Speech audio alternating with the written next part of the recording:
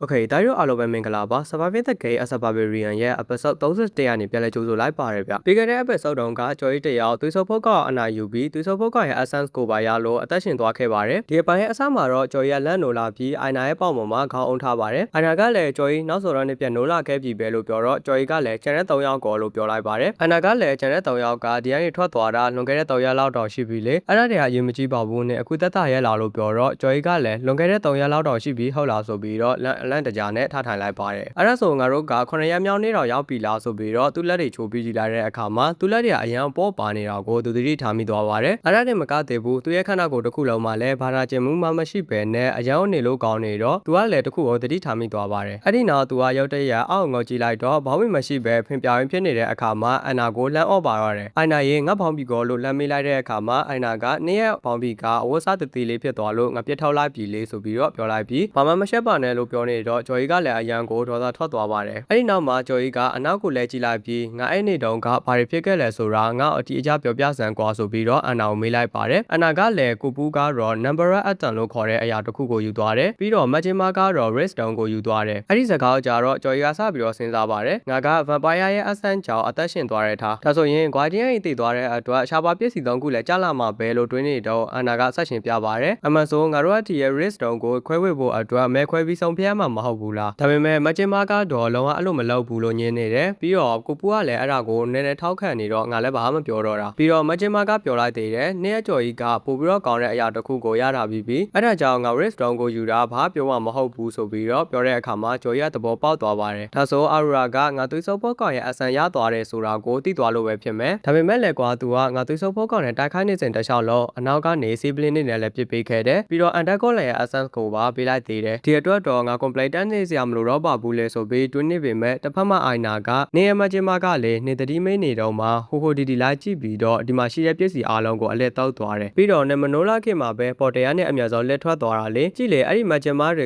ကဘလောက်တော့မှတကူကောင်းဆန်လိုက်လဲဆိုရင်လို့ပြောနေတော့ကျော်ရီကလည်းအနားမှာအာရူရာမမရှိတာငါသူ့ဘက်ကိုပဲနေပေးလိုက်မယ်ဆိုပြီးအန်နာရေနေငါနာမနေပေးရအတွက်ကျေးဇူးပဲလို့ပြောတော့အန်နာကလည်းပြောနေပါတယ်ပြီးတဲ့အခါမှာအိုင်နာကဒီကနေထွက်သွားကြတော့မလားလို့မေးလိုက်တော့ကျော်ရီကမထွက်သေးဘူးငါတို့ဒီမှာယူစရာရှိသေးတယ်လို့ပြောနေတော့မှပဲသူရုတ်တရက်တစ်ခုပြန်ပြီးတတိယသွားတယ်မဂျင်မာကဒီမှာရှိတဲ့ပစ္စည်းတွေအားလုံးလာယူပြီးဆိုတော့ငါတော့ရှိပါတော့မလားဆိုပြီးတွင်းနေတော့မှပဲသူကဒီတစ်ခုတော့မတိလောက်ပါဘူးအဲ့ဒါကငါအပိုင်ပဲဖြစ်ရမယ်ဆိုပြီးတော့တွင်းနေပြီးအိုင်နာရေငါ့ရဲ့ဟိုဥစ္စာဖုံဖို့အတွက်တစ်ခုခုလောက်ဒီနားမှာရှာပေးပါအောင်လို့ပြောလိုက်ပါတယ်အဲ့ဒီနောက်မှာသူတို့ကပေါ်တယ်ထဲကနေထွက်သွားပြီး labyrinth တွေကိုပြန်သွားတယ် labyrinth ကလည်းအချိန်ပြည့်သွားတော့ randonia မြို့ကြီးစီကိုပြန်ရောက်လာကြပါတယ်ကျော်ကြီးက randonia မြို့ကြီးထဲမှာအိုင်နာရဲ့စကတ်ကိုဝတ်ထားတော့အလွန်အံ့ဩပြီးတော့သူ့ဝိုင်းကြည့်နေကြတယ်ဒါပေမဲ့လည်းသူကအဲ့ဒါတွေကိုစိတ်မဝင်စားပဲသူ့ရဲ့မနာစတုံးဘယ်လောက်ရမလဲဆိုတာကိုပဲတွေးနေပါတယ်အဲ့ဒီနောက်မှာကျော်ရဲ့မနာစတုံးက2,3,1520ရတယ်ဆိုပြီးတော့ရုံးဝန်တန်းကပြောလိုက်တဲ့အခါကျော်ကြီးကဒီလောက်ပဲရတာလားငါစွန့်စားခဲ့တဲ့ဥစ္စာတွေနဲ့လိုက်ရှင်ရင်ဒါဘယ်လောက်မှမဟုတ်ပါဘူးလေလို့တွေးနေပေမဲ့လည်းသူ့ရဲ့လက်ထဲကိုမနာစတုံးမရောက်ခင်မှာပဲပြန်ဆွဲယူတာကိုခံလိုက်ရပါတယ်ပြီးတော့ရုံးဝန်တန်းကပြောတယ်အစိတ်ကိုပဲရှိတဲ့အဖန်ချာတယောက်အနေနဲ့တစ်ခါပဲခရီးသွားပြီးတော့ဒီလောက်မနာစတုံးရတယ်ဆိုတာလုံးဝမဖြစ်နိုင်ဘူးနင်းရဲ့လွယ်အိတ်ထဲမှာကောပါတယ်ရှိလဲစကန်နဲ့ကောင်ရေးလို့မေးလိုက်တဲ့အခါကျော်ကြီးကလည်းအံ့ဩသွားပါတယ်ပြီးတော့တိတ်မကြခင်မှာပဲသူ့ရဲ့အနောက်ကနေတန်ချစ်ကအပြည့်နဲ့စစ်တီတစုရောက်လာပြီး Hey Scan နဲ့ Barbarian တစမ်းမမလုံးနဲ့နော်မင်းပြောစရာရှိရင်လည်းစကန်ရောက်မှပြောလို့ပြောလိုက်တော့ကျော်ကြီးကလည်းလန့်သွားပါတယ်တစ်ဖက်မှာလည်းအဝင်က Labyrinth ကနေပြန်ရောက်လာပြီးသူက Floor 3 ထိတောင်တက်ပြီးတော့အစင်းချောင်း Monster တွေအစင်းခု Monster တွေနဲ့ရင်ဆိုင်ခဲ့ရလို့အရန်မောပန်းနေတဲ့အကြောင်းကိုပြောနေပါတယ်ပြီးတော့ပတ်ဆက်လဲဖို့အတွက်ရုံးကိုသွားနေပြီးကျော်ရဲ့အကြောင်းကိုလည်းစဉ်းစားနေပါသေးတယ်ကျော်ရင်နဲ့တွေ့ရင်တော့ငါအခုအသေးရထားတဲ့အဆန်တစ်ခုအကြောင်းကိုကြွားရအောင်မယ်အဲ့ဒါခါကျရင်သူကအရင်တစ်ခေါက်ကလို့ငါအကျော်တွေရှော့နေမလားမသိဘူးနော်အရင်ဆယ်လောက်ရှာတာပဲဆိုပြီးတော့တွေးနေပါတယ်အဲ့လိုနဲ့ကောက်တော့ရောက်တဲ့အခါမှာသူ့ရဲ့မနာစတုံးက3,8,4,100တောင်ဖြစ်နေတော့ရုံးတန်းကလည်းနေရဲ့မနာစတုံးက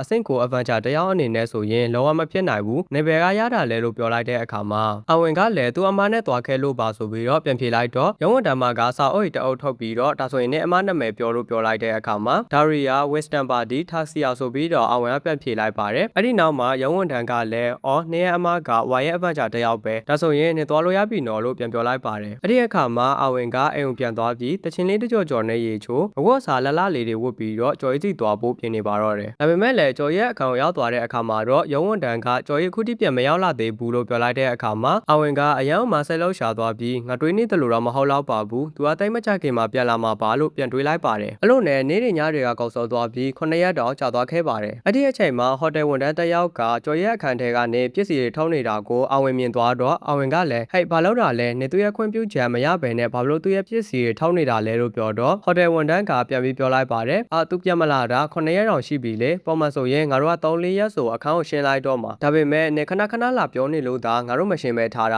ာဒီလောက်တော့အချိန်တွေကြာသွားတာသူဘာဖြစ်နေလောက်ပြီလို့နေထင်လဲလို့ပြောလိုက်တော့အဝင်ကလည်းအယောင်ဆက်လောက်ရှာသွားပါတယ်ကျော်ကြီးက labyrinth ထဲမှာတိုက်ခိုက်ရင်လည်းတည်သွားတာများလားဆိုပြီးတော့တုံရီစွာနဲ့တွေးနေပြီးအရန်ကိုမှကြေကွဲဝမ်းနေစွာနဲ့ဟိုတယ်အရှိမိုးရကြီးထဲမှာတယောက်တည်းထိုင်ကုန်နေပါတော့တယ်အဲ့ဒီနောက်မှာမမကြီးကလည်းအဝင်အရှိကိုရောက်လာပြီးတော့အဝင်ရေနေအဖြစ်ပြက်ကိုတော့ငါအကုန်ကြားပြီးပြီဒါပေမဲ့နေပဲအချိန်ထိဒီလိုမျိုးစိတ်တက်ကြဝမ်းတဲ့နေ့မှာလည်းအင်ကိုပြန်လိုက်ခဲ့တော့နော်လို့ပြောတဲ့အခါမှာအဝင်ကမမကြီးညီမကြီးထပ်ပို့ပြီးတော့တော်တဲ့လူတယောက်ဖြစ်ချင်တယ်ဒါမှပဲညီမတကယ်ဂယူဆိုင်တဲ့သူတွေကိုကာကွယ်နိုင်မှာလို့ဆိုပြီးဝမ်းနဲ့စိတ်မခံချင်စိတ်တွေနဲ့ပြောရင်းနဲ့ဒီ episode လေးကလည်းအဆုံးသတ်သွားပါတယ်ဗျဒါတော့အားလုံးပဲမင်္ဂလာပါ Surviving the Game as a Barbarian ရဲ့ episode 32ရာနေပြန်လည်ကြိုဆိုလိုက်ပါရဗျ episode 31မှာတုန်းကအဝင်တယောက်ကျော်ကြီးသိသွားပြီးအထင်နဲ့အယောင်စိတ်ဓာတ်တွေကျနေခဲ့ပါတယ်တစ်ဖက်မှာလည်းကျော်ကြီးက Plantara အဖြစ်တန်တရားဝင်ခံထားရတဲ့အတွက် Adventure Guild လို့ခေါ်တဲ့စွန့်စားသူအဖွဲ့ချုပ်ရဲ့ထိမ့်သိမ်းတာကိုခံထားရပါတယ်ထိမ့်သိမ်းထားတဲ့ပထမနေ့မှာတင်ဝင်းယုံဖြူဝတ်ထားတဲ့လူတယောက်ကသူ့ရဲ့ကြော်ပိုးအိတ်ထဲကဒူလေးတစ်ခုယူပြီးတော့သူ့စိတ်စိမ်မေးမြန်းနေပါတယ်ဒီရဲ့ဒူလေးကိုနှစ်ပယ်ရတာလဲပုံမှန်ဆိုရင် Barbarian တွေကဒီလိုဒူလေးမျိုးမသုံးဘူးဆိုပြီးပြောနေတဲ့အခါမှာကျော်ကြီးကလည်းအဖွဲ့တစ်ဖွဲ့ငါ့ကိုလာတပ်ဖို့လုပ်တဲ့အတွက်ငါပြန်တိုက်ခိုက်ပြီးရလာတာပြီးတော့ Plantara တွေတိုက်ခိုက်တာကိုခံရလို့ခုခံကာကွယ်ပြီးတက်လိုက်မိတဲ့အခါပြင်မှုမမြောက်ဘူးဆိုတာငါသိတယ်လို့ပြောလိုက်ပါတယ်အဲ့ဒီအခါမှာဝင်းရုံအဖြူနဲ့လူကလည်းငါတို့စစ်စင်မှုတွေမပြီးမှချင်းဘယ်သူအရင်စားပြီးတိုက်ခိုက်လဲဆိုတာကိုမသိနိုင်ဘူးလေလို့ပြောတော့ကျော်ကြီးကလည်းဒါဆိုရင်ငါတို့စစ်စင်မှုတွေမပြီးမှချင်းငါဒီထဲမှာပိတ်လောင်ခံထားရမှာလားလို့ဆိုပြီးတော့ပြန်မေးလိုက်ပါတယ်ပြီးတော့သူ့ရဲ့စိတ်ထဲမှာလည်း Adventure Guild ကနည်းနည်းထူးဆန်းနေပြီဆိုတာကိုသတိထားမိနေပါတယ်အဲ့ဒီအခါမှာဝင်းရုံအဖြူနဲ့လူကလည်းသူ့ကိုစပြီးရှင်းပြလာပါတယ်ငါတို့ဒီတလောမူဝါဒတချို့ပြောင်းလဲထားတာရှိတယ်အဲ့ဒါကတော့ငါတို့ Plantara တွေကိုပို့ပြီးဖမ်းနိုင်ဖို့အတွက်အဆင့်အနှိမ့်ဆုံးဖြစ်တဲ့အဆင့်ကို Adventure တွေကိုပို့ပြီးအတွင်ကြကြစစ်ဆေးမဲ့ policy ပဲဖြစ်ပါတယ်ဆိုပြီးတော့ရှင်းပြလိုက်ပါတယ်အဲ့ဒါကိုကြားလိုက်တဲ့အခါအဆင့်မြင့်ပစ္စည်းတွေ mana stone တွေအများကြီးရှာနိုင်ပေမဲ့ငါတို့လိုနောက်ခံမရှိတဲ့ကောင်တွေကို target ထားတာကလုံးဝမတရားတာပဲလို့ကျော်ရတွေးနေတဲ့အချိန်မှာပဲဝင်းအောင်ပြူတဲ့လူကလည်းနင်တီရဲ့ဒူလေးကိုဘယ်ကနေရလာတာလဲငေါ့အမှန်တိုင်းပြောစမ်းကွာလို့မေးနေတော့ကျော်ရီက second floor မှာပြာရီတို့နဲ့ရင်ဆိုင်ခဲ့ရတဲ့အကြောင်းကိုအချင်းချုပ်လေးရှင်းပြလိုက်ပါတယ်ဒါပေမဲ့သူ့ရဲ့ကတိတစ်ခုကြောင့်ဆန်နီမတိုက်ခိုက်တာကိုခံခဲ့ရတဲ့ဆိုတဲ့အကြောင်းကိုတော့မပြောလိုက်ပေမဲ့တသက်ရဲ့အနေနဲ့သူ့ရဲ့လက်ဘေးမှာအမာရွတ်ရှိတယ်ဆိုတာကိုပြောပြလိုက်ပါတယ်အဲ့ဒီအခါမှာဝင်းအောင်ပြူတဲ့လူကလည်းပမာလဲနေရဲ့လက်ဘေးကအမာရွတ်ဆိုပြီးတော့ထမေးလိုက်တဲ့အခါမှာကျော်ရီကလည်းသူ့လက်ဘေးကိုကင်ကြည့်ပြီးတော့ရုတ်တရက်တတိထားမိသွားပါတယ်သူ့ရဲ့အမာရွတ်ကဗမ်ပါယာရဲ့အဆန်းကြောင့်လုံးဝပြောက်ကွယ်သွားခဲ့တာဖြစ်ပြီးကျော်ရီကလည်းငါဒီတစ်ခုကိုဖုံးကွယ်ထားလို့မရတော့ဘူးသူ့ကိုပြောပြလိုက်တော့မယ်ဆိုပြီးတော့ပြောပြလိုက်တဲ့အခါမှာဝင်းအောင်ဖြူတဲ့လူကလည်းသူ့ကိုထားကြည့်ပါတော့တယ်မင်း first floor မှာဗမ်ပါယာနဲ့တွေ့ခဲ့တယ်ဟုတ်လား Barbarian မဟုတ်တဲ့ငါ့ကိုလိန်ဖို့အတွက်အများကြီးစူးစမ်းလိုက်ပါအောင်လို့ပြောလိုက်တဲ့အခါမှာကျော်ရလည်းဒေါသထွက်သွားပြီးမင်းကပြောတာကိုလိန်နေတယ်လို့ထင်ရင်မိတ်တယောက်ကိုခေါ်လာပြီးတော့ memory reading spell နဲ့ငါရဲ့မှတ်ဉာဏ်တွေအကောင်လုံးစိတ်ကြည့်လိုက်စမ်းကွာဆိုပြီးတော့စိန်ခေါ်လိုက်ပါတယ်ဒါပေမဲ့အဝင်းအောင်ဖြူတဲ့လူကမင်းတို့အဆင့်ကိုပဲရှိတဲ့ adventure တယောက်အတွက်နဲ့ငါမိတ်တယောက်ကိုခေါ်ပေးရမှာလားအဆင့်ခွန်ဒါမှမဟုတ်အဲ့ဒီထက်မြင့်တဲ့သူဆိုရင်တော့ငါခေါ်ပေးအောင်မယ်ဆိုပြီးတော့ပြောလိုက်တဲ့အခါမှာကျော်ကြီးကလည်းအဲ့ဒီအတွက်ကြားတင်တလောက်ကိုငါပေးမယ်ဆိုရင်ခေါ်လို့ပြောလိုက်ပါတယ်အဲ့ဒီအခါမှာဝင်းအောင်ဖြူတဲ့လူကလည်းငါကနှုတ်ကိုထဲကနေမိတ်တယောက်နဲ့စစ်စီခိုင်းဖို့စီစဉ်ထားပြီးသားပဲအလကားပတ်စံနေမဖြုတ်တီးပါနဲ့ကွာဆိုပြီးတော့လက်ထွက်သွားပါတယ်အဲ့လိုနဲ့ပဲဒုတိယနေ့ရောက်လာတဲ့အခါမှာတော့မိတ်တယောက်ကသူ့စစ်စီနေပေမဲ့လည်းသူရဲ့မချစ်တဖန်ကအရန်အောင်မြင့်နေတော့စစ်စီမရဖြစ်နေပါတယ်အဲ့ဒါကြောင့်အဲ့ဒီမိတ်ကလည်းတာဝါမှာရှိတဲ့ပိုပြီးအဆင်မြင့်တဲ့မိတ်တယောက်ကိုခေါ်ဖို့ဝင်းအောင်ဖြူတဲ့လူကိုပြောလိုက်တဲ့အခါမှာဝင်းအောင်ဖြူတဲ့လူကဒီကောင်လောက်အတွက်နဲ့မခေါ်တော့ပါဘူးကွာဆိုပြီးတော့ပြန်ပြောလိုက်ပါတယ်အဲ့ဒီနောက်မှာကျော်ကြီးကအာရူရာရဲ့နာမည်တွေကိုပူရဲ့နာမည်တွေကိုပြောပြပေးမဲ့လည်းအဲ့ဒီဝင်းအောင်ဖြူတဲ့လူရုံးမှာကလောအောင်နားမထောင်ပါဘူးကျော်ကြီးဝန်ခံလာဖို့အတွက်ကိုပဲအတင်းအကျပ်ဖိအားပေးနေပါတယ်အဲ့လိုနဲ့9ရက်မြောက်နေ့ကိုရောက်လာတဲ့အခါမှာတော့အဲ့ဒီဝင်းရောက်ဖြူတဲ့လူက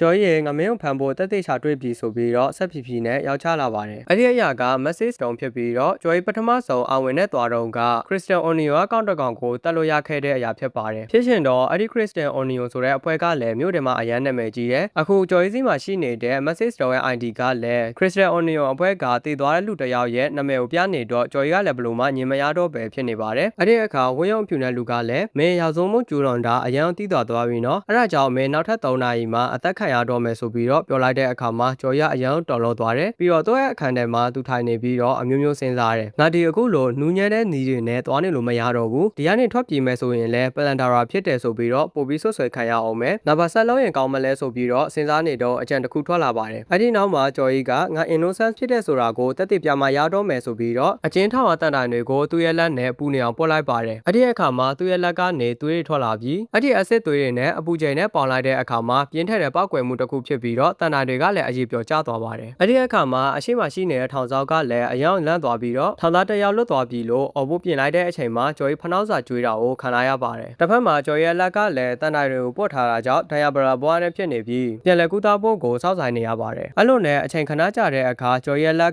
လုံးဝအကောင်အတိုင်းပြန်ဖြစ်သွားတဲ့အခါမှာတော့အဆောက်စီကနေတော့တွေကိုဖျောက်ယူလိုက်ပါတယ်ပြီးတော့သူကအနောက်လဲကြည့်လိုက်တဲ့အခါမှာထောင်သားတဲ့အများကြီးကသူ့ကိုလွတ်ပေးဖို့အကူအညီတောင်းနေကြပြီးတော့ကျော်ရဲ့စိတ်ထဲမှာလည်းသူတို့ကိုလွတ်ပေးလိုက်ရင်ဒီထဲမှာပလန်တာရာအစစ်တွေလည်းပါနိုင်တယ်ဒါပေမဲ့လည်းကွာဘာဘီရီယန်အစစ်တွေကဒါမျိုးတွေဂယူမမဆိုင်တာဆိုပြီးတော့ဖွင့်ပေးလိုက်ပါတယ်အဲ့ဒီအခါမှာထောင်သားတဲ့အများကြီးကကျော်ကြီးကိုဝိုင်းပြီးဂုဏ်ပြုနေကြပြီးဒီကနေထွက်ဖို့ပြင်ဆင်နေကြပါတယ်အဲ့ဒီလိုနဲ့ Adventure Gate ရဲ့ပထမထပ်မှာရှိတဲ့တကားတစ်ခုကနေအစောက်တစ်ယောက်ကအတန်အချို့ကြပြီးသိမ့်မကြခင်မှာပဲတကားကြီးကပေါက်ထွက်သွားပြီးတော့အထက်ထောင်သားတွေအများကြီးပြေးထွက်လာပါတယ်ပြီးတော့အဲ့ဒီထောင်သားတွေကအပြင်မှာတွေးသမျှလူတိုင်းကိုလိုက်ပြီးတော့တိုက်ခိုက်နေတာကြောင့်အစောက်တွေနဲ့အကြီးအကျယ်ရန်ဖြစ်နေကြတဲ့အချိန်မှာကျော်ကြီးကအနောက်ပေါင်းနေမတိမတာလေးအပေါ်တက်ကိုပြေးတက်သွားပါတယ်ပြီးတော့ကျော်ရဲ့အတွေ့ထဲမှာခုနကငါလွတ်ပေးလိုက်တဲ့ထောင်သားတွေကဘာအကာအကွယ်မှရှိတာမဟုတ်ဘူးခဏနေကြရင်အစောက်တွေရဲ့လက်ချက်နဲ့ထောင်ထဲပြန်ရောက်သွားကြမှာနောက်မှလည်းအချိန်သိမ်းမရှိတော့ဘူးဆိုပြီးတော့အပေါ်တက်ကိုပြေးတက်နေတဲ့အချိန်မှာပဲအစောက်၄ယောက်လောက်ရက်နေတဲ့တကားတစ်ခုအရှိကိုရောက်သွားပါတယ်အဲ့ဒီအခါမှာအစောက်တစ်ယောက်ကဒီရဲ့အကျဉ်းသားကိုအပေါ်ပေးတက်လိုက်လို့မဖြစ်ဘူးအပေါ်မှာငါတို့ရဲ့မန်နေဂျာအခွဲရှိတယ်ဆိုပြီးတော့អော်လိုက်တဲ့အခါမှာကျော်ကြီးကသူ့ရဲ့ပြက်မှတ်ကိုသိသွားပါတယ်ရုပ်တရက်ဆိုတယ်လို့ပဲကျော်ကြီးက flapper လို့ခေါ်တဲ့ spell နဲ့သူ့ရဲ့လက်ကိုသွေးထွက်အောင်လောက်လိုက်ပြီးအောက်ကလူတွေကိုပေးဆင်လိုက်တဲ့အခါမှာတော့သွေးဆုပ်ဖို့ကောင်ရဲ့အဆန်ကနေရလာတဲ့ offering imprint ဆိုတဲ့ spell ကအသက်ဝင်လာပြီးလူရဲ့နှစ်ဖူးပေါ်မှာအဲ့ဒီအမတ်အသားပေါ်လာပါတယ် offering imprint ရဲ့အလုံးလုံးပုံကတော့ပေတော်ရအကွာမှာရှိတဲ့ offering imprint ကတ်ခံထားရတဲ့သူများများသလောက်ကျော်ရဲ့ physical ability ကလည်းတိုးလာမှာဖြစ်ပါတယ်အခုဆိုရင်ကျော်ရဲ့ခန္ဓာကိုယ်ကစွမ်းအားတွေအရန်ပြေးရှံ့နေတယ်လို့ခန်းစားနေရပြီးဘီဟေလာလို့អော်ရင်အရှိမရှိတဲ့အစောက်တယောက်စီကိုပြေးသွားပြီးလက်ဝါနဲ့ရိုက်ချလိုက်တဲ့အခါမှာတော့မြေကြီးပါအကွယ်သွားပါတော့တယ်အဲ့ဒီအခါအနားမှာရှိတဲ့သူ့တငယ်ချင်းအစောက်တယောက်ကလည်းမင်းလူကောင်ကများဆိုပြီးတော့ဒါနဲ့ပြေးခေါ်လိုက်ပေမဲ့လည်းကျော်ရဲ့လက်ကချက်ချင်းပဲအနာပြန်ကျက်သွားလို့သူအံ့ဩနေတဲ့အချိန်မှာပဲကျော်ရဲ့လက်သီးစာတစ်ချက်ကျွေးတော့ကိုခံလိုက်ရပါတယ်အဲ့ဒီအခါမှာကျန်တဲ့နှစ်ယောက်ကလည်းအရန်ကြောက်ပြီးတော့ဘာလို့မှမသိလို့တုံနေကြတဲ့အခါမှာကျော်ကြီးကသူတို့နှစ်ယောက်စီကိုတက်တက်မတ်မတ်လမ်းလျှောက်လာပါတယ်အနောက်ရောက်လာတဲ့အခါမှာတော့မညာမတာပဲလက်တီကိုကြက်ကြက်ဆုပ်ပြီးတော့တယောက်တစ်ချက်ထိုးပစ်လိုက်တဲ့အခါမှာတော့အဆောက်၄ယောက်လုံးကလည်းမှောက်သွားပြီးတော့မန်နေဂျာအခန်းဝင်မဲ့တကားစီကိုကျော်ကြီးလမ်းကြည့်နေရင်းနဲ့ပဲဒီရဲ့ episode လေးကလည်းပြီးဆုံးသွားပါရဲ့ဗျတိုင်းတော့အားလုံးပဲမင်္ဂလာပါ Surviving the Game ရဲ့ Barbarian ရဲ့ episode 33ကနေပြန်လည်ကြိုဆိုလိုက်ပါရဗျပြီးခဲ့တဲ့ episode 32တုန်းကအခွဲမန်နေဂျာရဲ့အခန်းမှာရှိတဲ့စစ်တီလေးယောက်ကိုဂျော်ကြီးကစမုံတုံးပြီးတော့အခန်းထဲကိုဝင်ဖို့လုပ်နေပါတယ်ဒီအပိုင်းရဲ့အစမှာတော့ဂျော်ကြီးကအခန်းတစ်ခါကိုဖွင့်ပြီးတော့အသားအရာလေးကောက်ဝင်သွားပါတယ်အဲ့ဒီအခါမှာ uniform အနီအောင်ဝတ်ထားတဲ့လူတစ်ယောက်ကသူ့ဓာတ်နဲ့အလစ်ဝင်ခေါက်လိုက်ပါတယ်အဲ့ဒီလူကတော့အခွဲမန်နေဂျာပဲဖြစ်နေပြီးသူလုံးနိုင်ခဲ့ပြီးအထင်နဲ့အပြုံးလေးနဲ့ကြီးလိုက်တဲ့အခါမှာဂျော်ကြီးရဲ့သွေးတွေကသူ့မျက်နှာပေါ်ကျသွားလို့အယောင်နာကျင်စွာနဲ့အော်နေပါတော့တယ်အဲ့ဒီအချိန်မှာအခွဲမန်နေဂျာရေးဆိုတဲ့ကောင်မလေးတယောက်ရဲ့အတန်ကိုကြားလိုက်ရတော့ဂျော်ကြီးလည်းကြည့်လိုက်တဲ့အခါမှာမျက်လုံးအစိမ်းရောင်ခေါင်းအဝါရောင်လေးနဲ့ကောင်မလေးတယောက်ကိုတွေ့လိုက်ရပါတယ်အဲ့ဒီအချိန်မှာအခွဲမန်နေဂျာကသူမမထီနဲ့သူမကခရိုင်အကြီးအကဲရဲ့သမီးပဲသူတခုခုဖြစ်သွားလို့ကတော့နင်နောက်သားအကြီးအကျယ်ရနေမယ်နော်လို့တတိပေးလိုက်ပါတယ်ဒါပေမဲ့လည်းဂျော်ကြီးကခရိုင်အကြီးအကဲရဲ့သမီးဟုတ်လားဒါဆိုရင်ပို့ပြီးတော့ကောင်းတာပဲလို့ပြောပြီးအခွဲမန်နေဂျာကိုလက်တီတစ်ချက်ကျွေးလိုက်တဲ့အခါမှာအခွဲမန်နေဂျာကလည်းတတိလစ်သွားပါတယ်အဲ့ဒီအချိန်မှာဂျော်ကြီးကသူကငါ့ရဲ့အစီအစဉ်ထဲမှာမပါပေမဲ့သူเจ้าနဲ့ငါရဲ့အစီအစဉ်ကပို့ပြီးတော့လွယ်ကူသွားနိုင်တယ်လို့ပြောပြီးသူရဲ့အနာကိုဖြည်းဖြည်းချင်းလမ်းလျှောက်သွားလိုက်တော့ငါအခွဲမန်နေဂျာစီကိုလာတာနဲ့တီးလို့မဟုတ်လားဆိုပြီးတော့ကောင်မလေးကဆွတ်ဆွဲနေတဲ့အခါမှာဂျော်ရလည်းခေါင်းရှုပ်သွားပြီးသူရဲ့ပါဇက်ကိုလက်နဲ့ပိတ်ထားလိုက်ပြီးတူတိုးနေစံလို့ပြောလိုက်ပါတယ်အဲ့ဒီအချိန်မှာအဆောက်တွေကဂျော်ရီတို့အခန်းထဲကိုပြေးဝင်လာတော့ဂျော်ရီကကောင်မလေးကိုတစားကန်လောက်လာပြီးဟဲ့မင်းတို့ငါ့ကိုစစ်စီခဲတဲ့အင်ကြီးဖြူအောင်ဝတ်ထားတဲ့တယောက်ရဲ့ခရစ္စတယ်အိုနီယိုအဖွဲကအကောင်ဆောင်ကြီးရဲ့ပြီးတော့တာဝါမှာရှိတဲ့မိန်းတယောက်ကိုငါစီကိုခေါ်ခဲ့မဟုတ်ရင်ဒီတယောက်အသက်ရှင်မှာမဟုတ်ဘူးလို့ပြောလိုက်တဲ့အခါမှာအဆောက်တွေ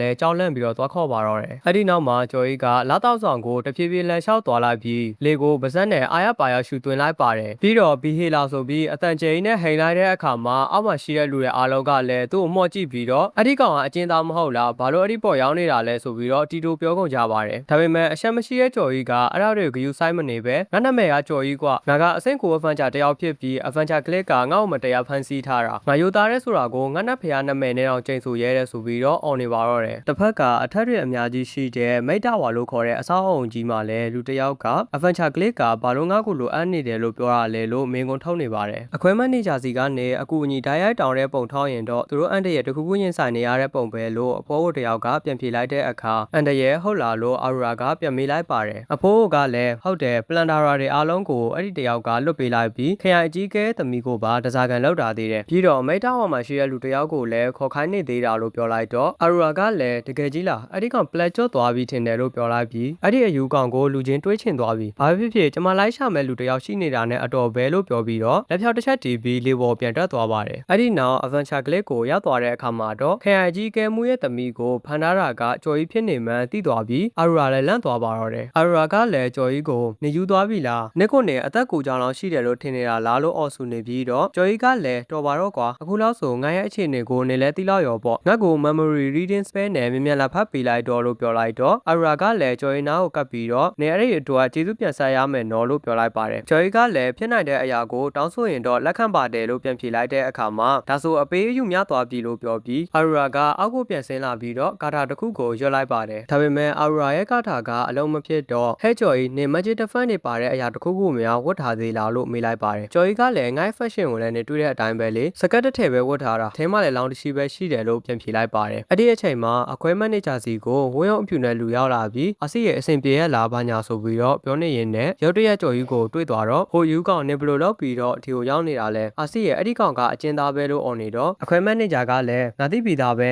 အဲ့ဒီဘာဗီရီယန်ကပလန်ဒါရာလို့မတရားဆွဆွဲခံရတာလို့ပြောနေတာနေကသူ့အမှုကိုစစ်ဆေးဖို့တောင်းယူခဲ့တဲ့လူမဟုတ်လားဖဲအချက်ကြောင့်သူ့ပလန်ဒါရာလို့သတ်မှတ်တာလဲလို့မျက်လုံးစိုက်ကြည့်ပြီးမေးလိုက်ပါတယ်ဝရုံအဖြူနဲ့လူကလည်းအဲ့ဒီကောင်ပေါက်ကရတွေရှောက်ပြောနေတာအရင်ဆုံးအနေနဲ့သူ့ level နဲ့တော့မလိုက်တဲ့ mana stone တွေနဲ့ labyrinth ထဲကနေပြန်ထွက်လာတယ်ပြီးတော့သူ့လက်အိတ်ထဲမှာလည်း barbarian နဲ့ဘာမှမသက်ဆိုင်တဲ့လက်နက်တွေအများကြီးပါလာသေးတယ်တသက်အခိုင်လုံဆုံးကတော့သူ့မှာရှိနေတဲ့ Massive Stone ရဲ့ ID ကိုစစ်ကြည့်လိုက်တဲ့အခါမှာ Crystal Onion ရဲ့အဖွဲသားတစ်ယောက်ဖြစ်နေလို့အဖွဲခေါင်းဆောင်နဲ့စကားပြောကြည့်လိုက်တော့သူ့လူတစ်ယောက်အသက်ခံလာရတယ်လို့ပြောတယ်အဲ့ဒီအချက်တွေကြည့်ုံတဲ့အတွင်းသူ Plantara ဆိုတာသိကြနေပြီးမဟုတ်လားလို့ပြောတော့အဲ့ဒါကသူတို့တစ်ဖွဲ့ရဲ့တိုင်ပင်ပြီးဗတ်လိုက်ပြောနေတာငါ့ကိုမကျင်းတဲ့ကောစစ်လို့လာလို့ကျော်ကြီးကပြောလိုက်တဲ့အခါအခွဲမန်နေဂျာကလည်းနေတို့ဘာလို့ memory reading spell နဲ့သူ့မစစ်စေခဲ့တာလဲလို့အိုးရုံပြူတဲ့လူကိုမေးလိုက်ပါတယ်ဘာဖြစ်လို့လဲဆိုတော့သူကစစ်စေနေတဲ့တောက်လျှောက်လုံးမှာအလိညာတွေပဲပြောနေခဲ့တာလေအားစီ Plantara တစ်ဖွဲ့လုံးနဲ့တိုက်ခိုင်းနေတော့ကလည်းသူ့လက်ပင်အလီခံလာရပေမဲ့ first floor မှာရှိရဲ့ rift ထဲမှာ vampire ကိုတက်ပြီးရခဲ့တဲ့အဆန်းကြောင့်အသက်ရှင်သွားတယ်လို့ပြောရဲဆိုပြီးတော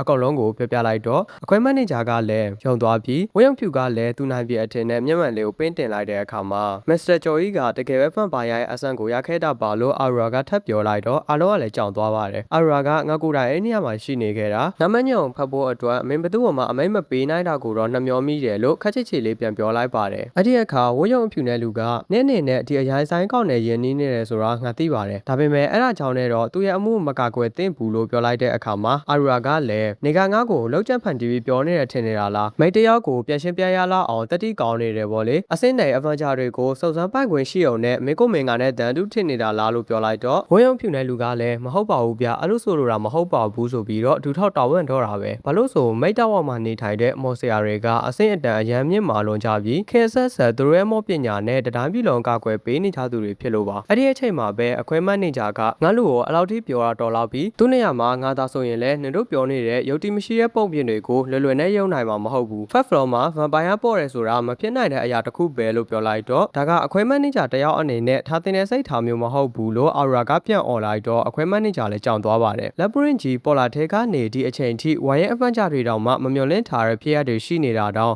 နေကဘာလို့အရေးပဲမရှိဘူးလို့ထင်နေတာလဲဆိုပြီးတော့အခွဲမန်နေဂျာကိုတော့မညာမတာပြန်អော်နေတော့ကျော်ကြီးကလည်းသူ့ကိုအထင်ကြီးသွားပါတယ်အဲ့ဒီအချိန်လူတယောက်ရောက်လာပြီးဒါတွေအားလုံးရဲ့အစားကဒီဘာဗီရီယန်ကြောင့်မဟုတ်ဘူးလားလို့ပြောတော့ဘယ်သူလဲလို့ကျော်ကြီးကပြန်မေးလိုက်ပါတယ်ငါကနေအဘန်ပဲအဲ့လောက်ဆိုနေတီးတင်းပါတယ်လို့ပြောလိုက်တဲ့အခါမှာကျော်ကြီးကဘယ်သူလဲလို့စိတ်ထဲမှာတွေးနေတဲ့အချိန်မှာပဲဒဇာကန်မလေးကဖေဖေရေလို့လမ်းអော်လိုက်တဲ့အခါမှာပဲ episode 33လေးကလည်းပြီးဆုံးသွားပါတယ်ဗျတိုက်တော့အားလုံးပဲမင်္ဂလာပါ Surviving the Game အစဘာဗီရီယန်ရဲ့ episode 34ရာနဲ့ပြန်လည်ကြိုဆိုလိုက်ပါတယ်ဗျဒီပိုင်းရဲ့အစားကိုတော့ Adventure Gate ရဲ့ယာဒူးနယ်လှုပ်ဆောင်ချက်တွေအကြောင်းကိုရှင်းပြရင်းနဲ့စတင်ထားပါတယ် Adventure Gate က Labyrinth ထဲဝင်တဲ့လူတွေကိုအဖွဲဖို့အတွက်ဝန်ဆောင်မှုပေးတာတွေကလန်တွေစီမံခန့်ခွဲတာတွေနဲ့စိတ်ချရတဲ့ information ရောင်းချတာတွေလှုပ်ဆောင်ပါတယ် Adventure Gate ဖွဲ့စည်းထားပုံကလည်းအယောင်ယူရှင်းပါတယ်အောက်ဆုံးအဆင့်မှာအခွဲမန်နေဂျာပေါင်းရာနဲ့ချီရှိပြီးသူတို့ရဲ့အထက်မှာတော့မြို့ပေါင်း30ကနေခ ရိုင်အကြီးအကဲ30ရှိပါတယ်အဲ့ဒီခရိုင်အကြီးအကဲ30ရဲ့အထက်မှာတော့နောက်ဆုံး clip manager လို့ခေါ်တဲ့လူတစ်ယောက်ရှိပါတယ်သူကခရိုင်အကြီးအကဲ30ကနေလာတဲ့အကြံပြုချက်တွေကိုနောက်ဆုံးဆုံးဖြတ်ပေးရတဲ့သူလည်းဖြစ်ပါတယ်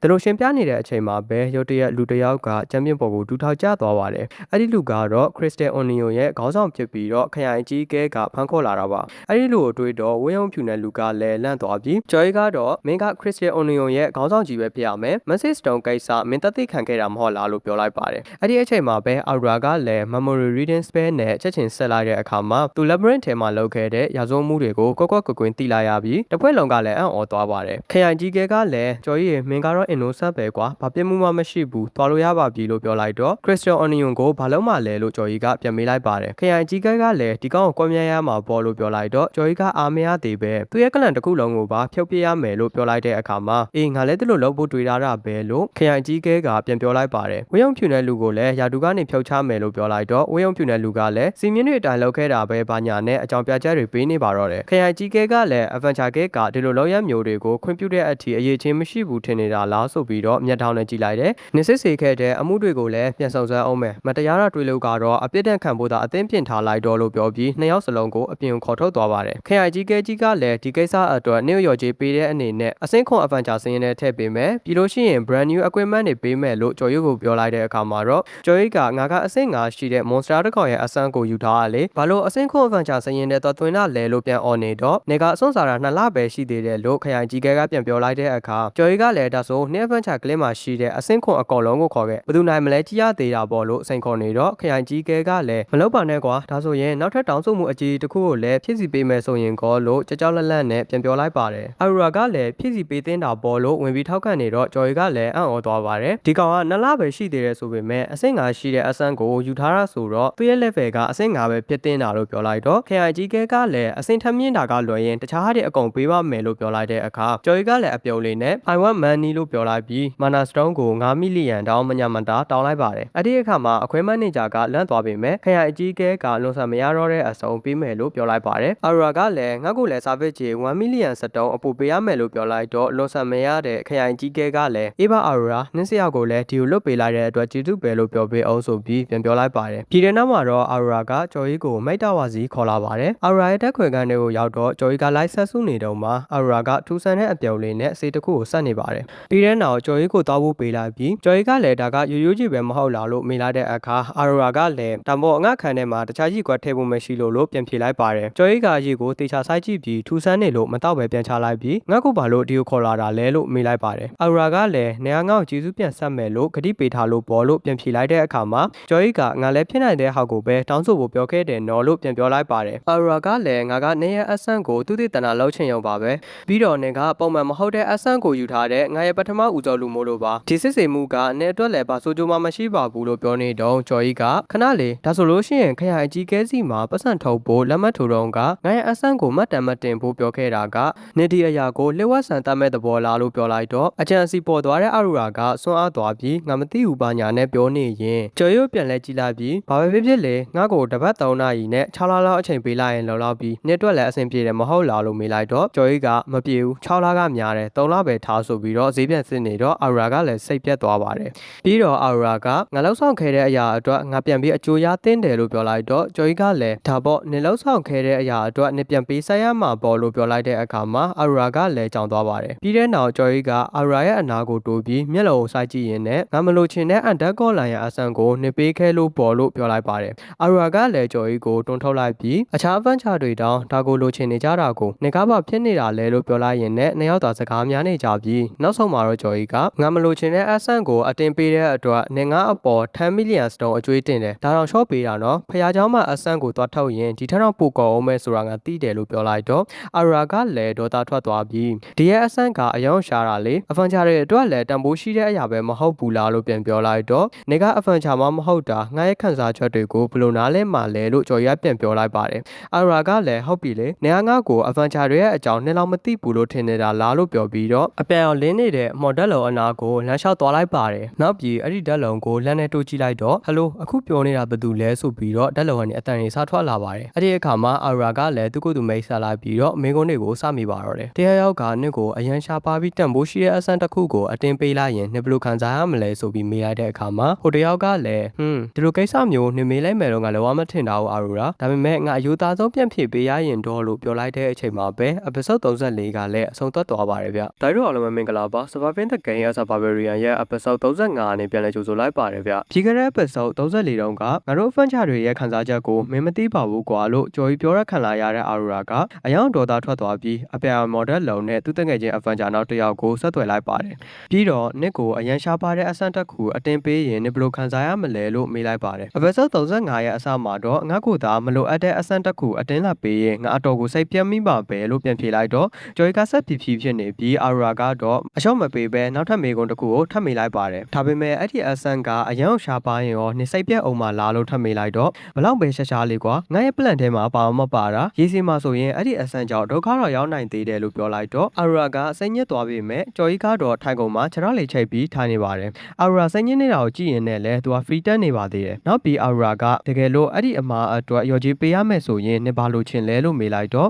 15 မီလီယံစတုံးလောက်ဆိုလုံလောက်ပါပြီလို့ပြန်ဖြေလိုက်တဲ့အခါကြော်ကြီးတောင်းတာထက်အောင်ပုံများနေလို့ရှော့ရသွားပါတယ်ပြီးတဲ့အခါအာရူရာကစိတ်ညစ်ညစ်နဲ့မိကုန်းတစ်ခုကိုထပ်မေးလိုက်ပါသေးတယ်တကယ်လို့နစ်ကိုအဲ့ဒီလူကအလောက်ပတ်စံမပေးနိုင်ဘူးဆိုရင်ကောလို့မေးလိုက်တဲ့အခါဟိုလူကလည်းကောင်းတဲ့မိကုန်းပဲအဲ့ဒီအရာသားတကယ်ဖြစ်နေပြီးကျူးလွန်ခဲ့တဲ့သူကငါအရှိမရှိနေမယ်ဆိုရင်ချက်ချင်းပဲလက်ပင်ကိုလှီးပြီးတော့တပ်ပစ်လိုက်မှာလို့ပြန်ဖြေလိုက်ပါတယ်အာရူရာကလည်းမိကုန်းနဲ့မေးလေးလေးပူဆိုးလေးလေးဖြစ်နေတော့ဒဗလဲစိတ်ညစ်နေပါတယ်ကျော်ရဲ့အတွေ့ထဲမှာတော့သူသမီးလိုက်တဲ့လူကဝါရဲ့ adventure ဖြစ်ဖို့များတယ်တကယ်လို့ရိုးရိုးအဆင့်ကိုပဲရှိတဲ့ adventure တရားရောက်ကိုသမီးရင်တော့သူပြောတာကိုလက်ခံမှာလို့တွေးနေပြီးအဲ့ဒီအချိန်မှာပဲအဖိုးတရားရောက်လာပါတယ်ပြီးတော့သူကသူမိတ်ဆက်လိုက်ပြီးငါကနေအခုငိုအောင်လောက်လိုက်တဲ့အာရူရာရဲ့မန်တာပဲလို့ပြောလိုက်တော့ငါပမာငိုနေလို့လဲဆိုပြီးတော့အာရူရာကထားអော်ပါတော့တယ်ကျော်ကြီးကလည်းအဲ့ဒီလူကအာနာရှိမဲ့ပုံပဲလို့တွေးနေတော့မှာပဲအာရူရာရဲ့မန်တာကနရိုနှစ်ယောက်ရဲ့စကားဝိုင်းကိုကြည့်ရတာတော်တော်လေးပျော်ဖို့ကောင်းတာပဲလို့ပြောလိုက်တော့အာရူရာကလည်းငါအနိုင်ကျင့်ခံနေရတာကြည့်ပြီးပျော်နေတာလားလို့អော်ပါတော့တယ်အဲ့ဒီအချိန်မှာမန်တာကငါရဲ့စူဆန်းချင်စိတ်ကိုထိမရတော့ဘူးကွာသူကငါရဲ့တက်ခွေကန်းတဲ့ကိုပထမဆုံးအချိန်အသက်ရှင်လျက်ရောက်လာတဲ့ဘာဘီရီယန်မဟုတ်ဘူးလားလို့ပြောတော့ကျော်ကြီးကလည်းအသက်ရှင်လျက်ရောက်လာတဲ့ဘာဘီရီယန်ဟုတ်လားလို့ပြန်မေးလိုက်တဲ့အချိန်မှာပဲမန်တာကဟုတ်တယ်ဘာဘီရီယန်အများစုကဒီကိုရောက်လာရင်သေပြီးသားတွေမဟုတ်ရင်နှလုံးသားတွေပဲပါလာတော့တာလို့ပြောလိုက်တော့ကျော်ကြီးကလည်းဆွမ်းအားသွားပါတယ်အဲ့ဒီအချိန်မှာမန်တာကတစ်ချက်လေးပြုံးပြီးတော့ငါကနောက်တာပါကွာအဲ့လောက်ကြီးငါ့ကိုဆိုင်မကြီးပါနဲ့လို့ပြောပြီးရှိနေတဲ့အခါမှာကျော်ကြီးကလည်းငါ့ကိုနောက်နေတယ်ဟုတ်လားနေကနေအကောင်ကွယ်ဖို့အတွက်ငေါ့မြူဆွဲနေတာပဲလို့ပြောလိုက်တော့မန်တာကလည်းပြန်လန့်နေပါတော့တယ်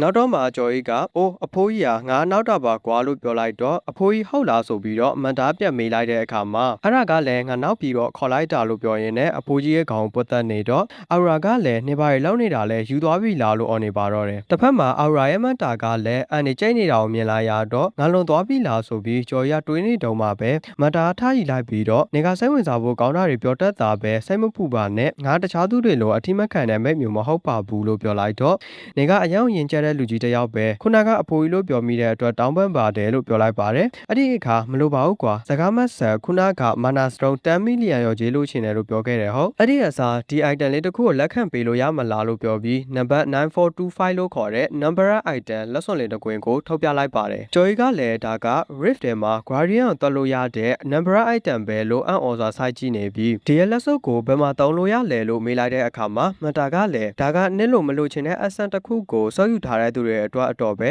Rift ထဲမှာ Undercollar ရဲ့အဆန်ကိုရခဲ့တယ်မဟုတ်လားလို့ပြောတော့ကျော်ရဲ့စိတ်ထဲကနေဒီအဖိုးကြီးတောင်ဒီလက်စွပ်အကြောင်းမသိဘူးပဲလို့တွေးနေရင်လက်စွပ်ကိုယူပြီးတော့ထွက်လာခဲ့ပါတယ်အရာကလည်းတပတ်2ရက်လောက်တော့စန်တာဖို့အတွက်လာပေးပါလို့អော်နေတော့ကျော်ကြီးကလည်း okay လို့ပြောပြီးတော့ထွက်လာလိုက်ပါတယ်အရာရဲ့စိတ်ထဲမှာလည်းသူတောင်မမေ့ပါစေနဲ့လို့ဆုတောင်းနေပြီးတော့သူရဲ့မန်တာကိုလဲကြည့်ပြီးတောင်းပန်လိုက်တဲ့အခါမှာရပါတယ်စိတ်ထဲမထားပါနဲ့ငါတို့ပေးလိုက်တဲ့ပစ္စည်းက number item ဖြစ်ပေမဲ့ဘာမှသုံးစားလို့မရဘူးဈေးခွက်ထဲမှာလည်း 1.5 million စတုံးလောက်ပဲတန်တယ်လို့ပြောလိုက်တော့ကျော်ကြီးသားတာကိုတိသွားရင်ထပ်ပေါက်ွယ်တော့မှပဲလို့အာရူရာကတွေးနေပါတော့တယ်ဒါပေမဲ့တစ်ဖက်မှာတော့ကျော်ကြီးက match တွေကဒီကဘာမှာညံအကောင်းဆုံးလို့ပြောလို့ရပေမဲ့အာရူရာဆိုရင် rift ထဲမှာတော့က tier of god ဘယ်နာရှိမှန်းတော့မသိဘူးတေးကြတယ်သူတို့တွေဒီ force split လို့ခေါ်တဲ့နှင်းဝိညာဉ်လက်စွပ်အကြောင်းကိုလည်းသိမှမဟုတ်ဘူးလို့ပြောရင် hotel ကိုပြန်သွားပါတော့တယ် hotel ကိုရောက်တဲ့အခါမှာသူ့အခန်းကိုရှင်းလိုက်တဲ့ဝန်ထမ်းကနေသေးသွားပြီထင်လို့နဲ့အခန်းကိုရှင်းလိုက်ပြီလို့ပြောလိုက်တဲ့အခါမှာကျော်ကြီးကငါ့ပစ္စည်းတွေဘယ်လိုလုပ်လိုက်လဲလို့ပြောလိုက်တော့ဝန်ထမ်းကလည်းငါပြစ်ထုတ်လိုက်မိပြီလို့ပြောလိုက်ပါတယ်အဲ့ဒီအချိန်မှာကျော်ကြီးကအ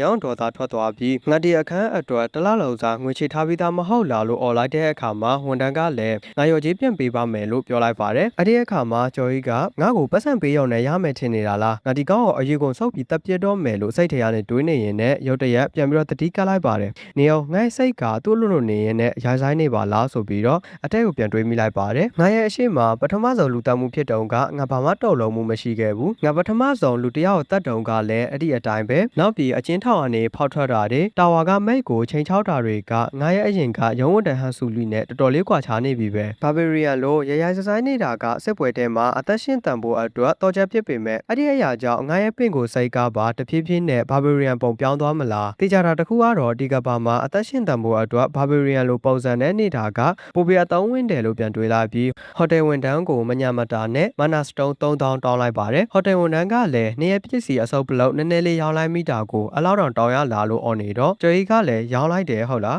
နေခုနာကပြောတော့ပြစ်လိုက်မိလို့ပါဆိုပြီးတော့ဟိုတယ်ဝန်ထမ်းရဲ့မျက်နှာကိုစိုက်ကြည့်လိုက်တဲ့အခါမှာဟိုတယ်ဝန်ထမ်းကလည်းကြောက်လန့်ပြီးကျော်ကြီးတောင်းတလောက်ကိုပေးလိုက်ပါတော့တယ်အဲ့ဒီနောက်မှာသူကပိုကောင်းတဲ့အခန်းတစ်ခုကိုငားလိုက်ပြီးပဒင်းပေါက်တွေရေချိုးကန်းတွေပါပြီးတော့ဈေးကလည်းအရင်ထန်းနှဆကြည့်ပါတယ်အဲ့နောက်မှာကျော်ကြီးကအန်နာတယောက်ဘယ်များရောက်နေမလဲငါသူနဲ့တွေးရင်ဝေစုခွဲရအောင်မယ်လို့တွေးနေပြီးနောက်တနေ့မနက်ရောက်တော့အန်နာရှိနေတဲ့အန်ဂရီရိုင်းနွန်တဲခုကန်ကိုလိုက်သွားလိုက်တဲ့အခါမှာအန်နာကကျော်ရီကိုတွေ့ချင်မှပဲပြေးဖက်လိုက်ပြီးနေငေါ့ထားသွားပြီးထင်နေတာလို့ဆိုပြီးအော်နေတော့ကျော်ရီကလည်းငါပြဿနာလေးနည်းနည်းဖြစ်နေလို့ပါဆိုပြီးပြောပြလိုက်ပါတယ်ဒါနဲ့လေနေဟိုသတင်းကြားပြီးပြီလားလို့အန်နာကမေးလိုက်တော့ကျော်ရီကလည်းဘာသတင်းလဲလို့ပြန်မေးလိုက်တဲ့အချိန်မှာပဲဘာဘရီယန်အုပ်ကြီးကဝင်လာပြီးအချင်းထောင်ကလွတ်လာတဲ့ဘာဘရီယန်အကြောင်းပြောနေကြတာလားတမျိုးလုံးကလူတွေကလည်းအဲ့ဒီအကြောင်းပြောနေကြတာဆိုပြီးတော့ဝိုင်းအောင်လာပါတော့တယ်အဲ့ဒီအခါမှာကျော်ရီကနေပါအောင်သူတို့ငါအကြောင်းများပြောနေတာလားလို့တွေးနေပြီးနင်တို့အဲ့ဒီဘာဘရီယန်ရဲ့နာမည်ကိုသိကြလားလို့မေးလိုက်တော့တယောက်မှသူ့ရဲ့နာမည်ကိုမသိကြဘူးဒါပေမဲ့အဲ့ဒီရိုးသားမှုဖော်ထုတ်သွားတဲ့ရဲရဲနဲ့စစ်တီက